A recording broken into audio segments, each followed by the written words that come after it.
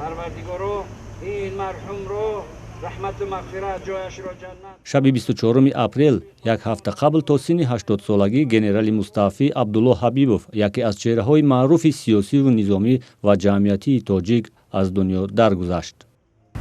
ما январ یک کسلی بسیار وزنین پنیومانیا ما январ گذراندم بسیار قریب یک ماه تبابت کردم. از اون برآمدم خرج بود. کمی شامل خورده بودم اما شامل خوردگیش مونده بود است.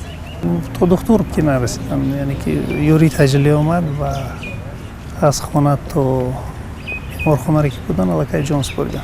زندگی گنرال عبدالله حبیبов با تاریخ نوترین تاجیکستان پیوند بود. زاده و پرورده دوره شوروی در آخرین سالهای پیش از فروپاشی آن یکی از رهبران وزارت کارهای داخلی بود. در دوره جنگ داخلی سالهای 1992-97 تاجیکستان از حکومت نو پشتیبانی نمود و اجرای وظیفه‌های دشواری را در نهادهای انتظامی بر دوش گرفت.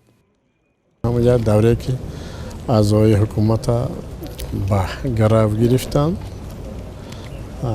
و من از قرغان تپه که آمدم در همون شروع عالی بغیر از عبدالله حبیبов کسی نمی‌رفت. از امور زمین تلفن که واخری بود دیگر گذراندیم. آخران شخصی که ما از چنگ اونا گرفتیم با صحبت با مشورت اونجا دیگر چیز کار نمیرفت. همراه عبدالله در کابینه کاری من ساعت 10 کم 6 آخران اعضای حکومت ما از اونجا برآوردیم.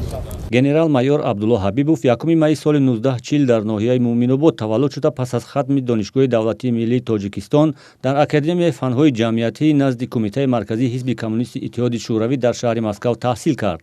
بعداً به حیث مدیر شعبه ایدئولوژی کمیته مرکزی اتفاق جوانان تاجیکستان، رفرنت کلان دستگاه شورای وزیران تاجیکستان، سردار شعبه سیاسی وزارت کارهای داخلی، رئیس کمیته مجلس عالی تاجیکستان عاید به قانونیت، ترتیبات حقوقی و حقوق انسان، معاون رئیس کمیته گمرک، معاون اول وزیر دفاع تاجیکستان، مدیر شعبه حقوق دستگاه مجلس ملی و وکیل مردمی تاجیکستان کار کرده است.